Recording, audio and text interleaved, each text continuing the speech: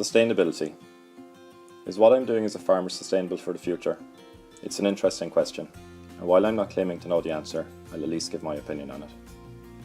My name is Adrian McCarthy. I'm living and farming with my family in Schull in West Cork. Since 2012, I've been lucky enough to be part of the Carberry Greener Dairy programme. When we talk about sustainability, or even survival for our farms, I always worry about our ability to compete with huge dairy powers like the US or New Zealand, or even countries closer to home like France, Germany or Holland, with their scale and huge sheds full of cows in their all-year-round house systems. But why worry about them? Why don't we concentrate on our own positives instead? Look at what we're doing. Look at how we're doing it. Look at where we're farming. We have so much to be proud of in our system of farming, and more so in the product that we're producing. We're producing the lowest carbon footprint milk in the EU, bar none. Bar none. With as little as 6 litres of water, we're producing 1 litre of milk.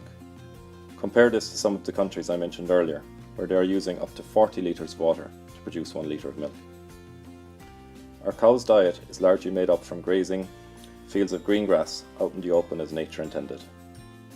Even when we have to house our cows, we are lucky enough to be able to grow most of their winter feed on our own farms, limiting our exposure to outside markets and products whose prices we can't control.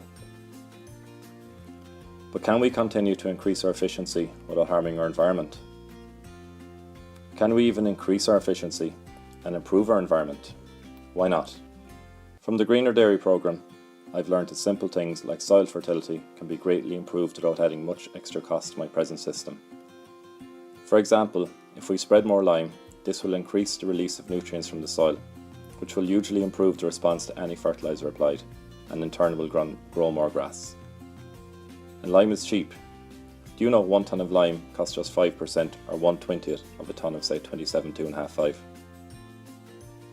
By soil testing, we can target the fields that actually need more P and K in the form of slurry, instead of always going to the same fields or fields that are most convenient to the yard, again saving fertiliser costs. By getting more of our slurry out earlier in the year, this will increase its nutrient uptake and lower the losses of nitrogen to volatilization in summer sunshine. By using a plate cooler, we can greatly reduce the amount of electricity needed to cool milk. This expensive milk cooling seems to be the biggest draw of electricity on most of our farms. Even using this water from the plate cooler to wash down the parlour and yard after milking and make it available for cows to drink, or even use to feed calves, is another form of recycling. By participating in little projects like the Carberry trees or sowing hedgerows along a fence are also a huge benefit to the biodiversity on our farms. Even spraying in the evening instead of in the midday sun will help that spray to work better and, more importantly, do very little harm to our beef population.